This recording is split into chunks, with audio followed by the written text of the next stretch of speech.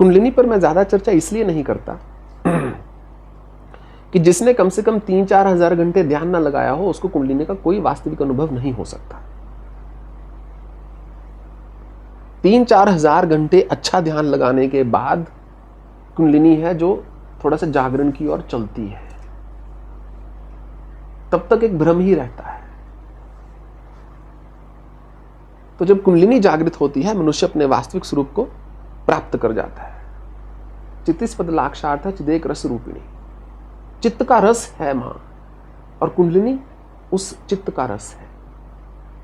सारांश है सुमन सार दीप्ताज मुखी, सुमन जो पुष्प है उसका सार है kundalini. What I was saying कि कुंडलिनी की साधना में 3 मूल ग्रंथियां होती हैं, अर्थात 3 नॉट्स। एक है ब्रह्म ग्रंथि, एक है विष्णु ग्रंथि, एक है रुद्र ग्रंथि। ब्रह्म ग्रंथि अर्थात पहली नॉट जिसपे मनुष्य के रुक जाता है, ब्रह्म की है वो। मनुष्य कुछ ना कुछ बनाना चाहता है, दे वॉन्ट टू क्रिएट। अपने नाम को बना लूं, अपने धन को बना लूं, अपने घर को बना लूं, अपने परिवार को बना लूं, अपनी सत्ता को बना लूं, अपने अस्तित्व को बना लूं। ब्रह्मा का काम है बनाना। तो एक ग्रंथि है, उसमें फंसा हुआ है, उसमें अटका हुआ है, उसमें रुका हुआ है, डोर को सुलझा रहा है, सिरा मिलता नहीं, फलसफी को बहस के अंदर खुदा मिलता नहीं। वो उलझन है एक। अब सिरा तो हाथ में लगा नहीं हुआ, उसको सुलझा रहा है। तो पहली ग्रंथि है कि मैं कुछ बना लूं, कुछ मेरा हो। खुद के अपने बन नहीं सके, दूसरे को अपना बनाने चले हैं, ठीक है। मैं कुछ बना लूं पहले। जब उससे ऊपर उठता है मनुष्य, वो सबसे पहली ग्रंथि है, मूलाधार के बाद आती है स्वादिष्ठान। स्वादिष्ठान क्या है? जहां जेनिटल्स हैं, जहां कामांग है, जहां गुप्तांग है। क्योंकि मनुष्य की भोग की इच्छा इतनी प्रबल होती है कि ब्रह्म ग्रंथि के साथ वो उसमें फंसा हुआ है। प्रोक्रिएशन भी उससे है, क्रिएशन भी उससे है। Everything a man does so he can enjoy more, a human being. कुछ भी मनुष्य करता है वो इस ध्येय के साथ करता है कि करने के बाद मैं ज्यादा रस ले सकूं जीवन का। चाहे वो सेक्सुअल एंजॉयमेंट है, चाहे वो सेंसुअल एंजॉयमेंट है, जस्ट विद द सेंसेस। उसके बाद ऊपर चलते हैं, मणिपुर चक्र आता है। मणिपुरांतरिता विष्णु ग्रंथि विवेकनी।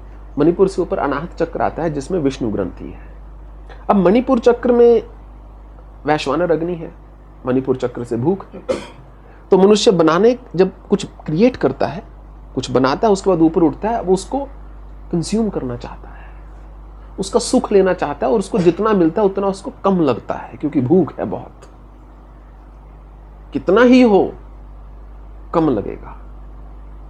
ये कभी भी आजमा कर देख लेना। आपका पेट कितना ही भरा क्यों ना हो, 15 मिनट आराम से बैठ जाओगे, आधा घंटा, 2 घंटा, 3 घंटा, फिर कुछ घंटे के बाद वैसी ही भूख प्रबल होगी जैसे 4 घंटे पहले थी।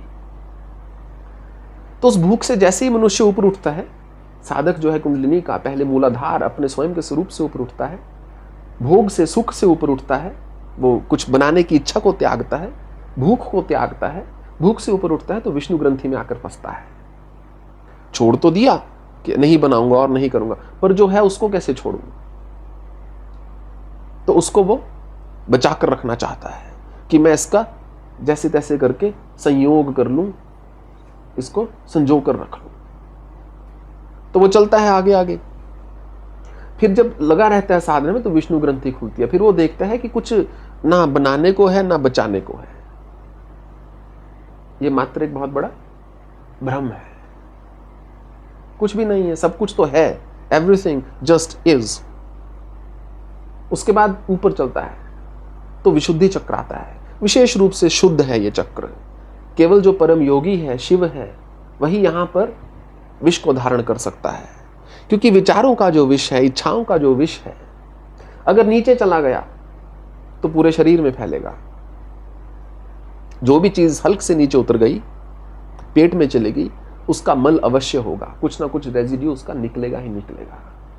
कुछ उसका प्रोसेसिंग होगा जो शरीर में चला जाएगा, कुछ उसका रेजिड्यू होगा। दोनों केस में दिक्कत है, परेशानी है, समस्या है, उसको संभालना पड़ेगा। तो विशुद्धि चक्र में फिर योगी जो होता है, जो साधक होता है, वो अपने विकारों को विष की भांति यहां स्थित कर लेता है, ना ऊपर चढ़ने देता है दिमाग में।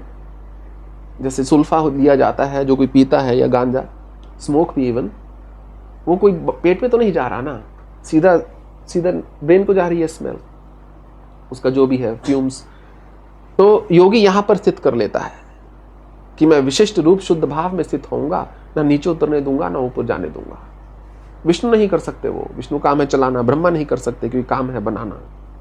केवल जिसका कार्य है संहार करना, उसकी क्षमता होती है कि ऐसी विष को धारण कर सके और मुस्कुराता हुआ बैठ सके समाधि में। उसके ऊपर चलते हैं तो यहां पर आज्ञा चक्र आता है। आज्ञा अर्थात कई अर्थ हैं। एक तो आदेश कि ये आज्ञा है, यहां पर आकर कोई दिमाग नहीं चलाया जाता। आज्ञा, एब्सेंस ऑफ नॉलेज, यहां कोई ज्ञान की जगह नहीं है, यहां केवल अनुभव की जगह है, यहां केवल अनुभूति की जगह है। तो ये आज्ञा चक्र है। उसके बाद सोम, ललना, गुरु, 3 चक्र, उपचक्र आते हैं। फिर उसके ऊपर चलते हैं तो सहस्रार आता है। सहस्रार से हर समय सुधा टपकती है, सुधा टपकती है, जिसको बोलते हैं कि नशा सा रहता है। किसी को रहता है हर समय, किसी को कुछ कुछ समय होता है, पर जिसकी कुंडलिनी जागृत हो जाती है वो एक नशे में ही रहता है। पर उस अवस्था तक पहुंचने के लिए 10,000 घंटे का ध्यान चाहिए। अगर हम 10, 20, 50, 100, 200 घंटे, 500 घंटे का ध्यान लगाते हैं, कुंडलिनी तो मतलब इतने बड़े खीर के बर्तन में 1 चम्मच चीनी से क्या काम बनने होगा? कुछ भी नहीं होगा। 500 घंटे, 480 घंटे आप 20 दिन में जी देते हो। जो 20 वर्ष जी चुका है, जो 30 वर्ष जी चुका है, कितने हजार घंटे जी चुका है? क्या 20-30 घंटे के ध्यान से कुंडलिनी जागृत कर देगा? मूर्ख बनाता है समाज धन के लिए, क्योंकि मूर्ख बनने वाले बहुत हैं। Even if you take the most absurd philosophy, you will find some takers. आप बोलो उस पेड़ को जाके जफी डालो, आपके पाप कट जाएंगे, यहां जफी डालने वाले मिल जाएंगे आपको। वाहियात से वाहियात बात ले लो, कुछ उनको अपनाने वाले जरूर मिल जाएंगे। तो फिर रुद्र ग्रंथि है आगे। रुद्र ग्रंथि ये ब्रेन है। जब बुद्ध थे, जब हमारे शास्त्र लेके गए, तब उनको ये नहीं पता था कि ब्रेन की इतनी भारी इंपॉर्टेंस होती है, मस्तिष्क की। तो वो सोचते थे कि विचार पता नहीं कहां से आ रहा है, but it's only here in the brain. A thought arises in the brain. If brain is dead, there is no thought, period.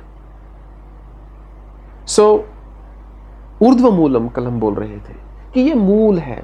तो यहां पर संहार करता चाहिए, क्योंकि यहां पर ही इच्छाओं का विचार आएगा, यहां पर ही विकारों का विचार आएगा, यहीं पर आकांक्षाएं उत्पन्न होंगी, यहीं पर सर जो है फटेगा आपका। तो इसलिए यहां पर शिव जैसा योगी चाहिए, त्रिशूल सत्व रजस तमस को धारण करता हो और एक आसन में स्थिर होकर बैठ सके और अपने विचारों का नाश कर सके। हालांकि विचार शब्द का अर्थ मैं केवल सिंपल थॉट लगा के चल रहा हूं, परंतु योगिक शास्त्रों को देखा जाए, विशेष रूप से योग विशिष्ट, तो ज्ञान की 7 अवस्थाएं बताई गई हैं, जिसमें पहली अवस्था है विचार, विचारणा। विचारना अर्थात किसी चीज के ऊपर कॉन्टेम्पलेट कर पाना, किसी चीज के ऊपर चिंतन कर पाना। यह शक्ति केवल मनुष्य को प्राप्त है, कोई साधारण नहीं है। परंतु चलते चलते चलते चलते विचार शब्द का अर्थ हो गया कि केवल एक विचार, बस थॉट आया चला गया। अगर उस थॉट की बात की जाए तो यहां पर शिव चाहिए, जो स्थित होकर बैठ सके, समाधिस्थ होकर बैठ सके। जब समय आए तो त्याग कर सके, समय आए तो विराग में जा सके, क्योंकि यहीं पर मूल है मनुष्य के विचारों का। यहीं पर खुराफाती दिमाग होता है ना, यहीं से सब टेंशन उत्पन्न होती है ना, यहीं से सब महसूस करता है। तो इसलिए ये जो जड़ है, मूल है, ऊर्ध्व है, ऊपर की ओर है। ये जो शरीर रूपी वृक्ष है, ये ऊपर की ओर है। जो लिम्स हैं, ये शाखाएं हैं, और जो जेनिटल्स हैं वो कंद हैं, क्योंकि उनसे मनुष्य सुख का भोग करता है। और जो असंख्य असंख्य रोम है शरीर के ऊपर, जो वो आपके पेड़ के पत्ते हैं। दैट्स जो उसमें ट्रीज में वो चलती हैं, वेन्स चलती हैं, आपकी बॉडी में भी चल रही हैं। It's a tree of life. असंशस्त्रेण दृढ़ेन चित्वा। भगवान ने बोला है कि एक ही माध्यम है, दृढ़ता के साथ करना होगा, क्योंकि कौन है जिसको सुख नहीं पसंद? सुख तो सबको अच्छे लगते हैं। कौन नहीं सोना चाहता आराम से? कौन नहीं चाहता सुबह उठ के काम पे ना जाना पड़े? अनलेस के घर में क्लेश हो, फिर बोलता है कब उठूं निकलूं यहां से। फिर अलग बात है, मान लो घर में सुख हो तो कौन जाना चाहता है काम पे? तो अनासक्ति चाहिए। एक आसक्ति से ऊपर उठ के मनुष्य जो है जड़ से काट सके, क्योंकि कितने पत्तों को पानी दोगे ना। रूमी यूज्ड टू से, maybe what you're searching in the boughs is only found in the roots। शायद जो शाखाओं पे खोज रहे हो वो केवल जड़ में प्राप्त होगा। That's Kundalini in a nutshell।